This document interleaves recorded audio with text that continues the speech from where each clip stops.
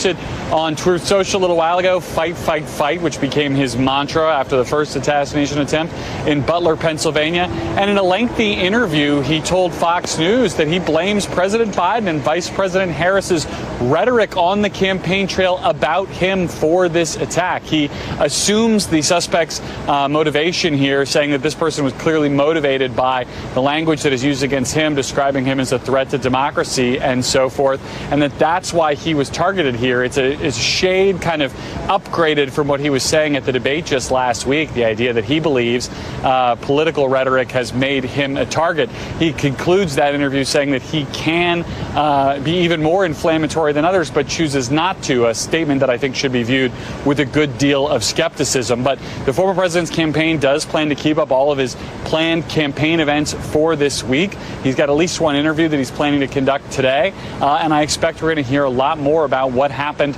on Sunday, kind of built into his campaign platform and the stakes that he and his followers believe are at play in this election.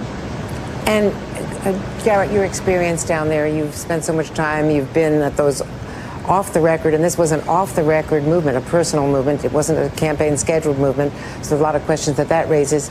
But you know that golf course and what the angles are, how camera crews try to get a picture of him. Why is the perimeter so exposed? I know there were highways on all sides. There's the airport nearby, and it's a 27-hole golf course with a lot of hills, you know, a lot of traps. So it's a challenge, according to former members of his detail when he was president. It's a challenge to guard him on that course. Yeah, and I would say this course, more than many of his other courses, which backs up against so many public streets, even like the one I'm on right now, as opposed to other courses that are in more secluded or more private areas here. Andrea, to your point, two quick things. There are two ways the president or former president moves. A scheduled movement, which has a huge bubble of Secret Service around it, where anyone who could possibly come near is patted down and screened, or what you call an off-the-record movement, where the president moves without foreknowledge, without forereporting about where they're going. That's how golf is generally treated. He just shows up, and the fact that it is considered something more of a surprise is considered part of the security benefit. But the former president's habit of playing golf basically every time he's here, I think, is one of the things that allowed news crews in the past to find positions where we could see through the bushes, see through the trees, and watch him. And perhaps in this case, I say perhaps because we just still don't know about the specifics, this alleged shooter to do the same thing that many camera crews used to do in the past, find a gap in the bushes on public property or perhaps even private property just off the course and take up a position where he could see and potentially even be willing to shoot. So I think we're going to hear a lot more about how this course in particular, but all of the former president's movements, especially in big public areas like this, are protected and screened and planned for going forward. And Tom, to that point, let's talk about the suspect's criminal history, what his profile signals about a possible motive. Right. So, Andrea, we do have some late details from the criminal complaint that was just filed in federal court and unsealed in West Palm Beach, part of the Southern District of Florida. And it gets to something that Garrett was just referencing, which is this individual's movements. On Facebook, which has been since taken down, the Facebook profile for Ryan Routh, he put out his WhatsApp number or his WhatsApp account, which is associated with a number. He had a T-Mobile cell phone, according to federal investigators. They asked for an emergency warrant. They have that capability with all the major mobile providers to go to them and say, this is a national security concern or a threat to imminent life, and we need more information about this phone, and we need it now. And they'll get that granted. Apparently that happened yesterday. And in the course of doing so, they were able to locate where this individual was at the time of where the cell phone belonging to Ryan Routh allegedly was at the time of the shooting. And then they could go back and see where it had been. And according to the affidavit, he had been along the tree line outside the golf course near where Garrett's standing from 1:59 a.m. yesterday until 1:31 p.m. yesterday, which is, of course, right after the moment where Secret Service fires upon this individual. According to the complaint, apparently he had been seen moving along the tree line with this weapon, and that's what drew fire from Secret Service agents. So it raises a couple of questions. One, this individual knew to be there. there, apparently set up under the cover of night. I'm not sure what the lighting is in that specific area and what is overhead or what is along the street, but apparently had set up overnight. It was there and waiting for Trump at some point. Now, this is an off-the-record movement, as you were talking about and Garrett was talking about, so it is not something that is supposed to be public. It's not something the campaign puts out. Hey, we're having a rally here. Come join us, get tickets, etc. Donate. This is something that is not part of their official schedule. On the other hand, it is not a state secret by any means that Donald Trump's favorite hobby is playing golf, and that if MSNBC anchor, my colleague, Jose Diaz-Balart. Jose, you've been watching, you've been all over the story. You're there where this terrifying incident occurred. What are you hearing from local officials there? Andrew, just within the last hour, we heard from Martin County Sheriff, who described how the suspect was apprehended on I-95. And Andrea, and I just want to bring us all into just how difficult this situation is for officials to provide protection in an area like where we are right now. So this is the entrance to Trump International Golf Club, right?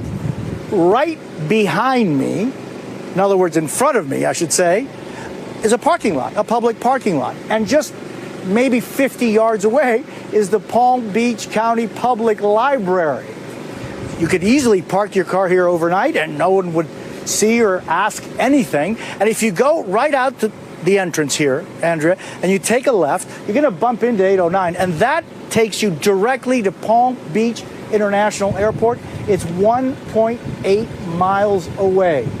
And if you keep going on this Summit Boulevard just a little bit further, you bump into I-95, which is where this suspect took a left and started heading up north. I-95 can get you to Maine, north of Maine, and into Canada. And so he was apprehended by, Martin County Sheriff was telling us about that, at the Palm City exit is where they first spotted the car. 2.5 miles in, they were able to bring him to a stop and detain him. But Andrew, all of this has to do with someone who saw that person getting into a car and speeding off, took a picture of the car and took a picture of the license plate of that car and then called that information into authorities.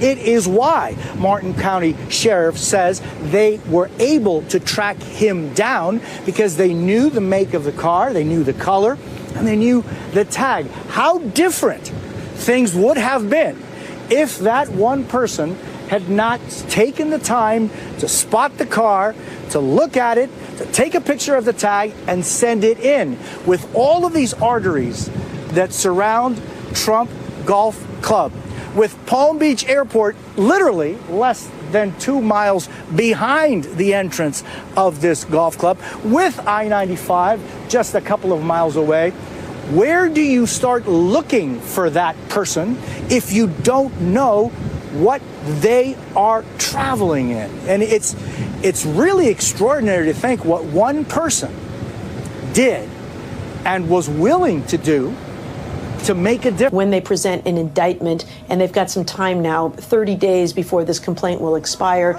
to be able to explore other charges. And Bobby McDonald, the Secret Service is so stretched. They have their normal duties, but now in the 50 final days of a campaign, they're in the general election. They are all over these two candidates, supposedly. Do they need to up that and give them presidential level protection? Of course, Kamala Harris has vice presidential protection already, so she has enhanced protection. Well, without question, Andrea, and as you said in the last segment, you've got the UN right now up in New York with 150 or 180 heads of state. They just came out of 2 national special security events at the RNC and the DNC. And now you've got all the candidates heading towards the home stretch of the election. Look, the Secret Service has an opportunity here to, as we've talked before, reset, reboot, make sure that it's taking its no-fail mission to a new level. Money's great, personnel is great, but we've got to go out and work hard every day. And this is our busy time. And that's not an excuse for anything like this to happen. This is what we do every 4 years with the campaign and with the RNC and the DNC and the UN every year. This is what we do. This is our busy time. So the agents of the service who weren't very good on July 13th, as we've talked about before, have been working very hard to make sure these people that are under our protection and their families are safe, and they need to keep doing that in the home stretch toward the election. All the T's are crossed, all the I's are dotted, and all the protective platforms that are implemented are fully seamless in the way that they're implemented going forward. At Mar-a-Lago, he walked the Trump golf course this morning to assess security needs in the wake of yesterday's second apparent assassination attempt against former President Trump in just 9 weeks. This is President Biden is endorsing bipartisan calls for a higher level of security for the former president. Joining me now is NBC News White House correspondent Monica Alba and NBC News Homeland Security correspondent Julia Ainsley. So, Monica, we've talked about the fact that candidate Donald Trump gets less protection than a sitting president would. After Butler, some protection was added, but what are you hearing about the potential for new protocols surrounding Donald Trump, Kamala Harris, who's already well protected as the vice president, or even the president?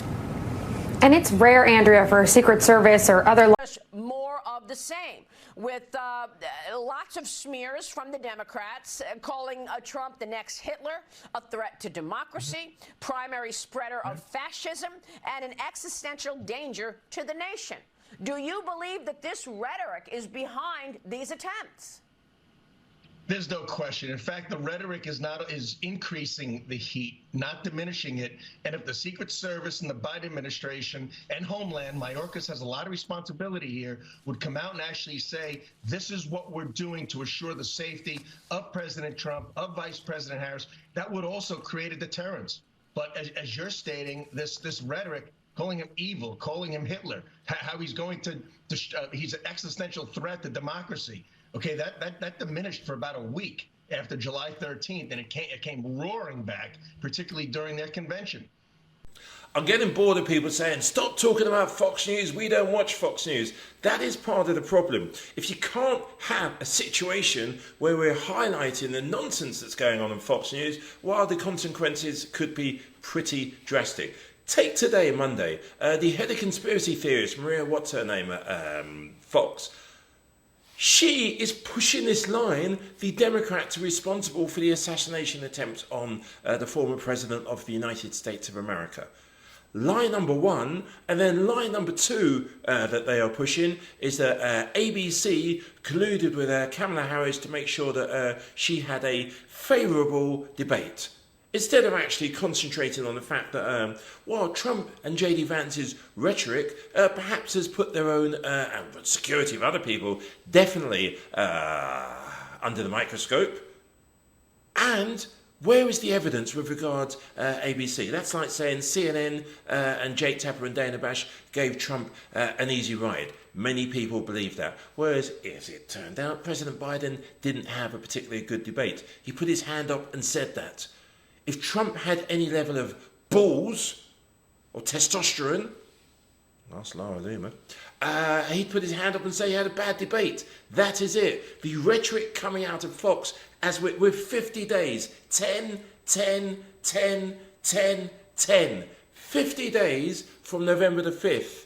This is dangerous rhetoric from Fox and has to be called out. None of that comes out. Fortunately, we now have a whistleblower, and I'm going to tell you something, Maria. We're gonna do what we can to bring ABC in and have them answer some questions, and as well as have this whistleblower and see what's going on as they're trying to tear down the First Amendment. I'm glad you mentioned this because Fox News is reaching out to ABC for response to that affidavit and this Bill Ackman post about this whistleblower. We want answers, but Bill Ackman posted this on X about an alleged ABC whistleblower affidavit that says Harris's campaign dictated the debate questions, camera angles, and the fact-checking of Trump at the debate. He writes, quote, sadly for the state of truth in media, I expect the whistleblower allegations will be deemed to be true. Ackman also pointed out that ABC News' David Meir and Lindsay Davis have yet to make any statements on the alleged affidavit. He said, quote, if you are not guilty as alleged, you have no choice but to immediately issue a statement denying the claims, for silence is an admission of complicity. ABC News has already denied allegations of collusion between the presidential debate moderators and the Harris campaign. We know Lindsay Davis is her sorority sister, but they told the Daily Beast last week, absolutely not. Harris was not given any questions before the debate. We've reached out to ABC to verify the affidavit and for a statement on these accusations, Congressman, but this affidavit and this whistleblower story is gaining traction. Yes, absolutely, and as it should. We need to find out what the truth is. And the thing is this, we all saw it. We actually don't need a hearing to know what we saw, but we're going to look to do it so as we can provide some evidence as to how manipulative they are. Let me just play this for you. You're actually hearing from President Biden now for the first time, speaking to reporters about this. Thank God the president's okay. I think we got a full report so far. We're down there tonight. But one thing I want to make clear, the service needs more help. And I think the Congress should respond to their needs if they, in fact, need more services. So that's what we're going to be talking about. Are you concerned more rhetorically to this environment? They need more personnel. They need more money. What kind of help do you say? I think we need some more personnel. I think they're deciding whether they need more personnel or not. Are you concerned more?